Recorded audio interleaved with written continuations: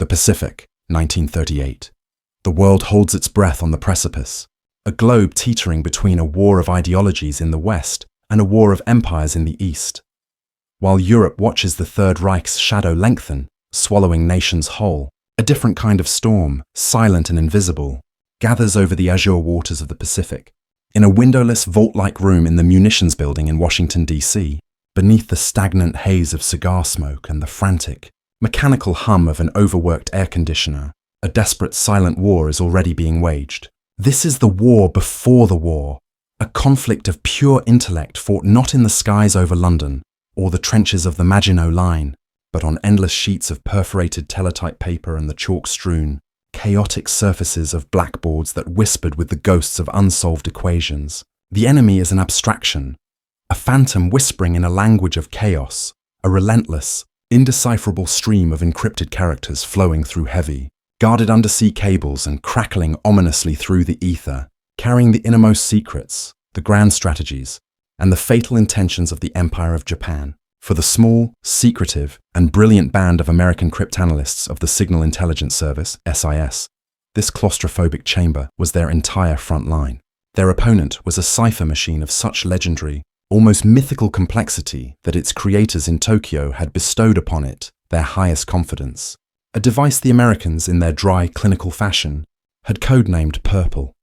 It was a black box in every sense of the word, an enigma wrapped in a riddle, protected by layers of mathematical and mechanical genius that defied conventional understanding. The men and women in that room, their eyes strained from endless data, knew with a chilling certainty that within these chaotic, inscrutable strings of Latin letters lay the blueprints for a coming cataclysm, the precise coordinates of a future conflict that would drown the world in fire. They were racing against an invisible, hurtling clock, their minds the only tools capable of picking a lock of unimaginable sophistication before the world outside their soundproof door erupted into flames. The stakes were not merely tactical, they were existential. The ability to read the enemy's mind, to peer into his council chambers and naval commands before a single shot was fired, was the ultimate strategic advantage, and the fate of the entire Pacific theater, and perhaps the world, rested on the success or failure of this tiny, dedicated, and increasingly exhausted group of intellectual warriors. The Japanese Purple machine, officially designated the Type B cipher machine, was not merely a code. It was a fortress of electromechanical intellect, a temple of secrecy built upon the lessons of a prior humiliation. It was the direct successor to their earlier Type A red cipher, a machine whose secrets had been laid bare by the relentless probing of American cryptanalysts in the 1930s. Learning from that profound failure, the Japanese Imperial Navy, and specifically the genius of Captain Risaburo Hagihara and his team of engineers, designed Purple from the ground up to be invulnerable, a system that would stand for a generation. Unlike the German Enigma, which used rotating drums to scramble alphabets in a complex but ultimately rhythmic pattern, Purple was a creature of a different order, a marvel of 1930s telecommunications technology repurposed for war. It employed a series of telephone stepping switches, the same kind of clattering, electromechanical brains that powered the telephone exchanges of major cities, routing calls through a labyrinth of possible connections. This was not a simple substitution cipher. It was a polyalphabetic monster of breathtaking elegance and ferocious complexity. The machine's foundational genius lay in its radical division of labor. It separated the 26 letters of the Latin alphabet into two distinct, non-overlapping groups, a 6-letter group consisting solely of vowels A, E, I, O, U, Y, and a 20-letter group containing all the consonants. Each group was then encrypted through its own separate labyrinthine pathway of stepping switches and plugs, operating in parallel but independently. This meant the cipher alphabet changed with every single keystroke in not one, but two simultaneous independent systems, effectively creating a cipher within a cipher. The machine's 4 rotors did not move in a predictable rhythmic pattern. Their motion was irregular and seemingly chaotic, governed by the cryptic, internal wiring of the switches, creating a periodicity so long it was considered infinite for all practical purposes.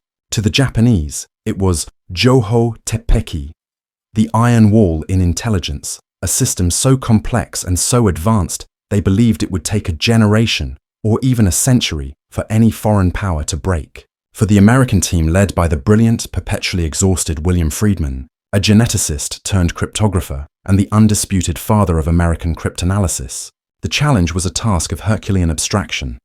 To deduce the complete internal wiring, the precise mechanical architecture, and the operational protocols of this machine without ever laying eyes on it, without a single blueprint, solely by observing the encrypted gibberish it produced. It was akin to deducing the complete laws of physics by watching the shadows on a cave wall. A problem of pure, reverse-engineered genius that would push the very limits of human cognition. The months turned into a grueling, soul-crushing marathon of failure, a descent into a special kind of intellectual hell. The SIS workspace, dubbed the Black Chamber, became a temple to frustration and obsession. Walls disappeared behind cascading sheets of paper, frequency charts that mapped the occurrence of every cipher group in obsessive detail, correlation tables that stretched across the room like tapestries of madness. Covered in frantic annotations and dead-end theories, ashtrays overflowed with the detritus of countless nights. The air thick with the scent of tobacco, stale coffee, and human fatigue. The team, a collection of eccentric mathematicians like the methodical Frank Rowlett and the sharp Abraham Sinkoff, linguists and puzzle fanatics, operated on a diet of caffeine, nicotine, and pure undiluted obsession. They employed every tool in the cryptanalyst's arsenal, both classical and modern. Index of coincidence checks to find patterns, Kasiski examinations to hunt for repeating sequences, and known plaintext attacks to force open tiny cracks. They searched for the slightest statistical anomaly, the tiny, telltale crinkles in the data, as Friedman called them, that might betray the hand of the machine beneath the impenetrable veil of randomness. The pressure from the military and State Department was a constant low-grade hum of skepticism and impatience. Generals and admirals, men of action and tangible force, had little patience for these cerebral warriors and their theoretical, paper-based battle. The psychological toll was immense and unrelenting. The cipher was a sphinx, and it refused to speak, its silence a constant mockery of their efforts. The breaking point for many was not a single moment of collapse, but a slow, grinding erosion of spirit, a gradual dimming of hope. And then, the unthinkable happened. William Friedman, the intellectual pillar and driving force of the entire effort, collapsed. His mind, pushed beyond the limits of human endurance by the relentless, abstract puzzle, succumbed to a severe nervous breakdown, his intellect shattered by the sheer weight of the problem. He was hospitalized, removed from the front lines of his own war, a stark and terrifying testament to the sheer intellectual weight of the Purple Fortress. In that moment, it seemed the Iron Wall would never be breached, and the weight of the coming war settled more heavily than ever on the slumping shoulders of the remaining team, who now faced the abyss without their captain. But what appeared to be an impenetrable barrier was, in fact, a door waiting for the one precise combination of insight and perseverance. The breakthrough was not a single, thunderous event, but a slow, painstaking dawn, a cascade of small, brilliant insights that collectively illuminated the darkness, each one building upon the last.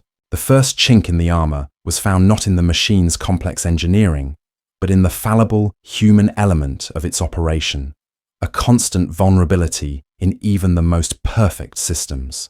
The cryptanalysts noticed that Japanese diplomatic messages, for all their secrecy, often began with highly formalized, predictable phrasing, rigid formalities like, "I have the honor to inform your excellency," or standard, unclassified weather reports from various embassies. These predictable openings provided cribs, precious known pieces of plaintext that could be aligned against the ciphertext, offering a tiny, illuminated keyhole into the machine's internal logic.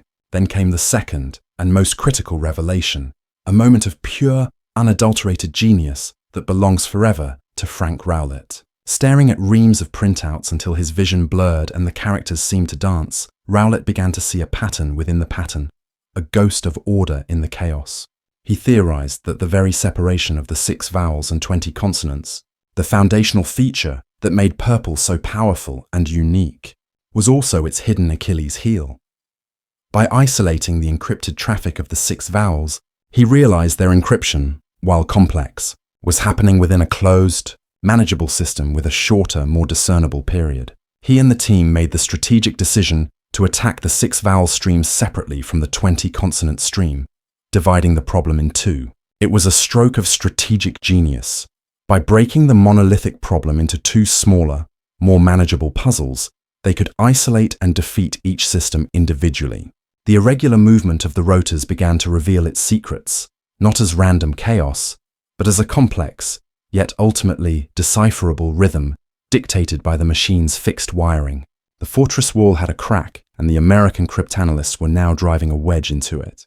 The painstaking work of a young, meticulous woman named Genevieve Grotjan, a mathematician who tirelessly charted the frequency and repetition of the six-letter group, was instrumental in confirming Rowlett's theory with hard statistical proof, demonstrating that the machine's very complexity was, ironically, the source of its greatest weakness. Armed with this hard-won theoretical blueprint, a map of a machine they had never seen, the team embarked on one of the most audacious engineering feats in the history of espionage. They would build a functional replica, a clone, of the purple machine using only their deduced schematics. This monumental task fell to a young, brilliant signal corps engineer named Leo Rosen. Rosen, a man of practical genius and boundless resourcefulness, made a critical realization. The Japanese machine's core components, the telephone stepping switches, were not exotic, custom-made parts, but were identical to those used in common American telephone exchanges. He designed a machine that was a functional equivalent, a Frankenstein's monster of cryptography, a Rube Goldberg contraption of clattering stepping switches, tangled colored wires and buzzing relays, all mounted on a crude, unadorned metal frame. It looked nothing like the sleek, black-lacquered Japanese original, but its appearance was irrelevant. It needed to think like it, to mimic its cryptographic soul. The day of reckoning arrived in late 1940, a moment charged with the anxiety of years of work. The team gathered around their creation, a nervous energy crackling in the air, thick with the scent of ozone and fear. An intercepted, untranslated purple message was fed into the machine. The switches clattered like a room full of typing pools. The relays clicked and hummed, a sound like 1,000 ticking clocks counting down to an unknown future. Then, the typewriter on the output side sprang to life. It did not print gibberish. It printed coherent, intelligible Japanese, the language of their adversary, now laid bare. A profound, awed silence fell over the room, heavier than any noise, broken only by the rhythmic, triumphant clack of the keys spelling out the secrets of the Japanese Foreign Ministry. They had done it. They had reached into the void and pulled forth meaning from chaos, building a key to a lock they had never seen. It was a victory of pure intellect over engineering, a moment that would irrevocably alter the course of the impending war. The American replica, known forever as the Purple Analog, stood as a testament to the power of reverse engineering and the collective, unstoppable ingenuity of the SIS team. Yet, the breaking of the code was only the first battle in a much longer, more delicate and psychologically taxing war. This intelligence coup, codenamed Magic, became the most closely guarded secret of the American government, a secret more protected than any weapon design. Its existence was known only to President Franklin D. Roosevelt and a handful of his most trusted aides, including the stoic and disciplined Chief of Staff, General George C. Marshall. The distribution of the decrypted messages, the magic summaries, was tighter and more controlled than the distribution of uranium for the nascent Manhattan Project. The Americans understood the terrifying fragility of their advantage. It was a glass sword that could shatter with a single misstep. If Japan ever so much as suspected that Purple was compromised, they would immediately switch to a new, unknown cipher system, plunging the Allies back into darkness and negating years of sacrifice. Therefore, a breathtakingly complex and ruthless ballet of deception was choreographed at the highest levels of government. When a magic decrypt revealed the existence of a Japanese spy ring operating in Latin America, the FBI would not simply arrest them. They would stage a conventional discovery, a tipped-off informant, a careless slip-up by one of the spies, to provide a plausible, non-cryptographic cover for the arrests. When Purple revealed precise Japanese naval movements in the South Pacific, a carefully scheduled reconnaissance flight would be lucky enough to spot them, its pilots unaware their mission was a carefully scripted lie. The Americans became masters of the plausible lie, sometimes even allowing minor tactical defeats to occur, sacrificing pawns on the global chessboard to protect the king of their intelligence source. The Japanese, their confidence in their machine unshakable, their cultural belief in its technical perfection absolute, never conducted a thorough audit of its security. The very arrogance born of their technological achievement became the fatal flaw that blinded them to the possibility of their own fallibility. They continued to use purple for their most sensitive diplomatic traffic right up to the eve of war and beyond, utterly convinced the Iron Wall remained unbreached and unbreachable. The ultimate, tragic test of this grand deception came in the final, frantic, and feverish days of November and early December 1941. The purple decrypts painted a picture of a diplomatic corps under ultimatum, its messages becoming increasingly frantic, laden with a coded urgency. Then, the SIS intercepted the now infamous 14-part message from Tokyo to the Japanese embassy in Washington, instructing them to break off all negotiations and deliver the final communication to the US Secretary of State at a very specific and highly unusual time. 1:01 p.m., Washington time on December 7th. The American codebreakers, in a stunning intelligence feat, decrypted and translated this message before the Japanese diplomats had even finished receiving and assembling it. The implication of that specific delivery time was chillingly clear to the few who read the magic summary. A delivery time of 1:00 p.m. in Washington was dawn at the great American naval base in Pearl Harbor, Hawaii. This was not mere diplomacy, it was a de facto declaration of war, timed with chilling precision to coincide with a surprise military strike. The failure to avert the disaster at Pearl Harbor was not a failure of magic, which had provided a clear and unambiguous strategic warning, but a catastrophic failure of interpretation, communication, and institutional paralysis within the American military command structure. The tactical warning was lost in the noise of bureaucracy, the sheer volume of low-grade intelligence, and a deep-seated, almost pathological disbelief that the Japanese would dare to launch a direct attack on the American fleet. Yet in the war that followed, magic became the single greatest strategic weapon in the American arsenal, a hidden ace. It provided the US with a direct, unfiltered line to the Japanese high command's strategic mind. It crucially revealed the target for their next major offensive after Pearl Harbor, the tiny atoll of Midway. Armed with this certainty, Admiral Chester Nimitz was able to position his outnumbered fleet for a devastating ambush, turning the tide of the entire Pacific War in a single, stunning day of battle. It uncovered Japanese attempts to negotiate a separate peace with the Soviet Union, allowing Roosevelt to countermaneuver with authority at the Tehran and Yalta conferences, and in perhaps the most personal and vengeful application of the broken code.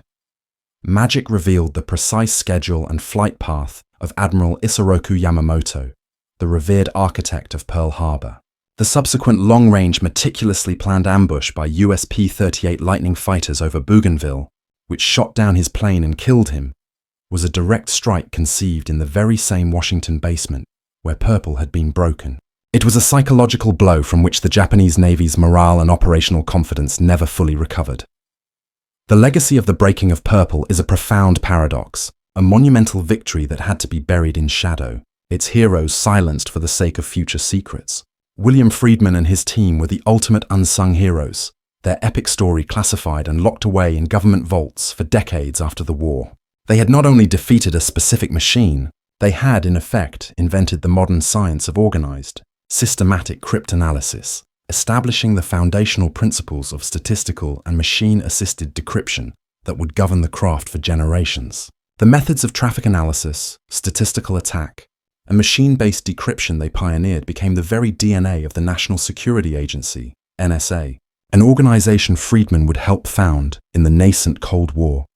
The Purple machine itself, and the clattering ingenious American analog that defeated it, now sit in silent repose in museums, the former at the National Cryptologic Museum, the latter at the National Archives, cold, silent relics of a secret war of minds that decided the fate of millions. The story endures as the ultimate, timeless lesson in the realm of intelligence and security that no system, no matter how complex or brilliantly engineered, is ever truly secure for all time, and that the most dangerous vulnerability often lies not in the machinery itself, but in the human overconfidence that guards it.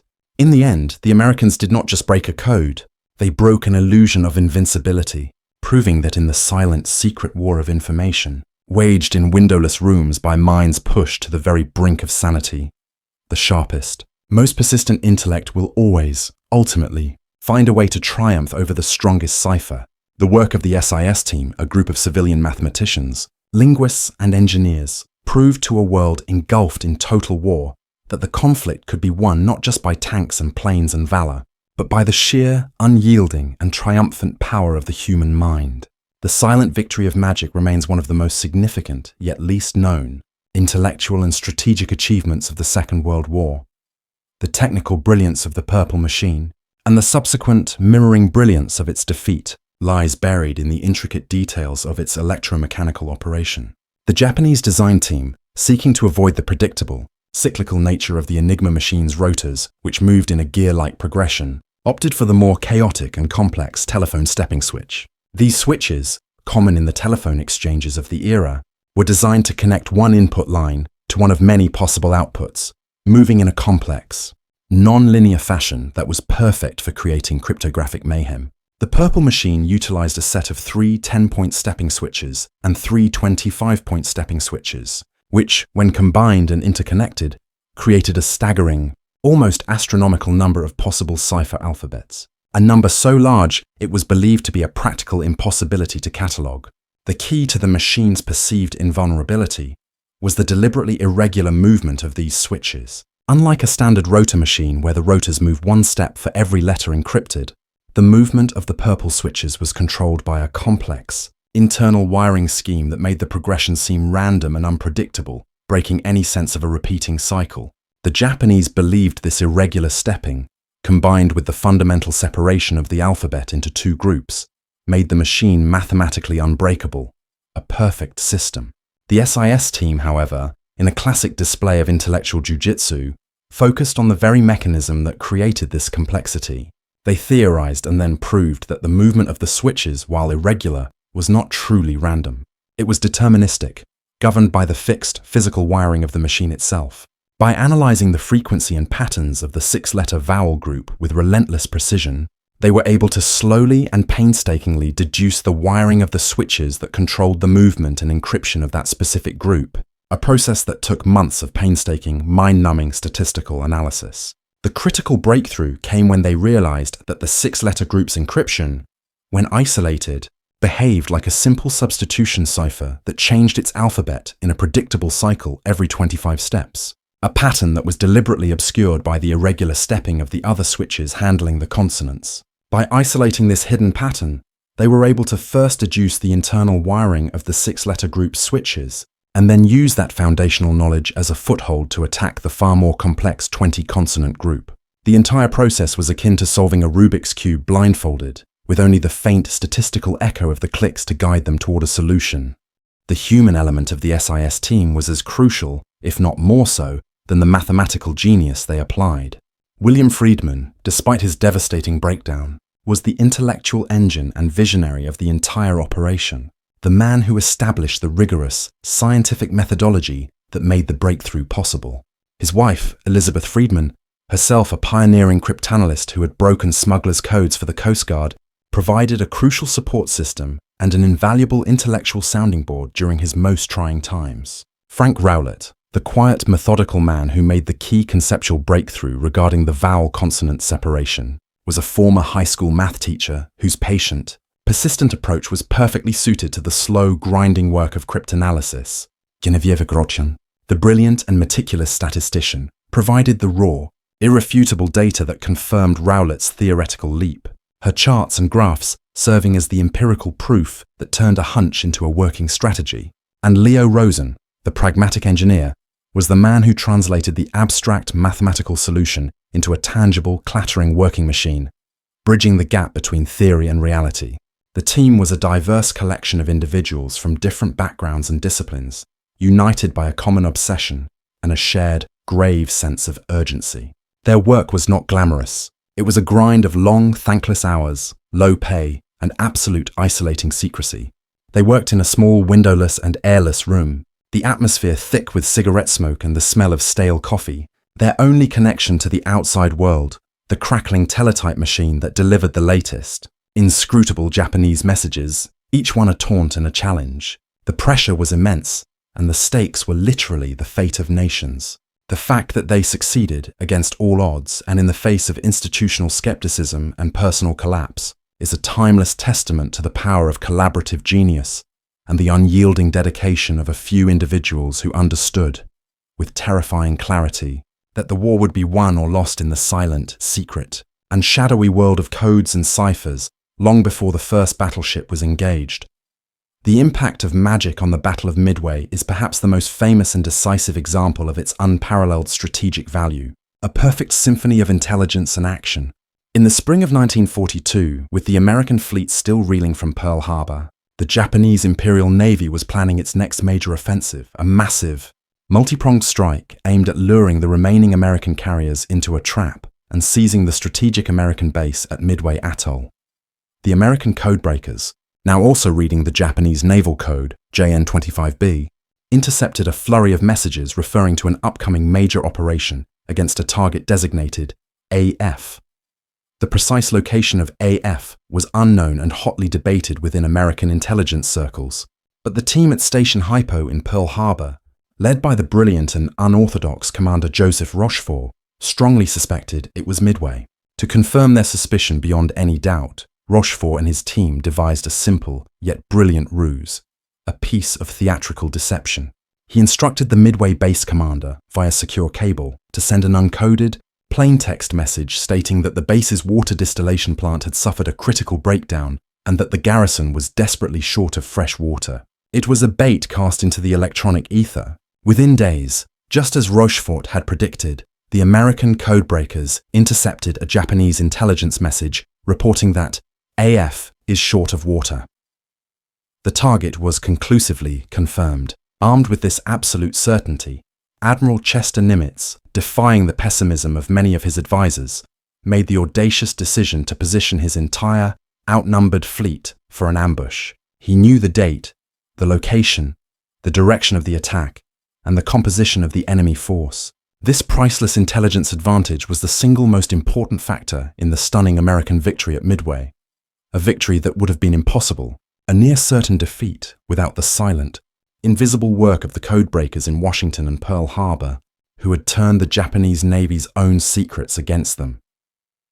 The long-term legacy of magic and the breaking of purple extends far beyond the battlefields of the Second World War, casting a long shadow into the modern era of global intelligence. The SIS, the small secretive organization that broke purple, was the direct predecessor and the foundational core of the National Security Agency, NSA, the largest and most secretive intelligence agency in the United States. William Friedman, the father of the Purple Effort, became one of the NSA's founding figures and intellectual godfathers, and the principles of cryptanalysis he pioneered, systematic statistical analysis, machine-assisted decryption, and the importance of traffic analysis became the bedrock of modern signals intelligence. SIGINT. The lessons learned from the Purple Effort, the critical importance of a multidisciplinary team combining mathematicians, linguists, and engineers, the necessity of absolute uncompromising secrecy, and the understanding that every cipher system contains a hidden flaw, were codified into the very operating procedures and institutional culture of the NSA. The Purple Machine itself, and the American analog that defeated it, are now silent, museum piece relics of a secret war that decided the fate of millions, their clattering sounds replaced by an eternal hush. The story endures as the ultimate cautionary lesson in the realm of intelligence and security, a lesson as relevant in the digital age as it was in the electromechanical, that no system, no matter how complex, elegant, or supposedly perfect, is ever truly secure for all time, and that the most dangerous vulnerability often lies not in the algorithm or the machinery, but in the human overconfidence, the cultural arrogance that guards it. In the end, the Americans did not just break a code, they broke an illusion of invincibility, proving that in the silent secret war of information, waged in windowless rooms by minds pushed to the brink of endurance, the sharpest, most resilient intellect will always, ultimately, find a way to triumph over the strongest cipher.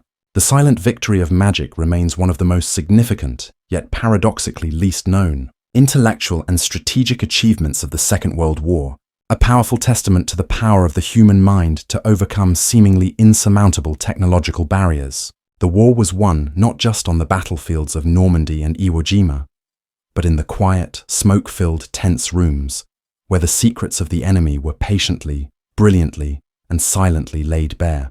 The story of Purple is an enduring reminder that in the age of modern warfare, the most potent weapon is not always the one that makes the loudest noise or creates the biggest explosion, but the one that whispers the enemy's most guarded secrets in your ear, changing the course of history from the shadows.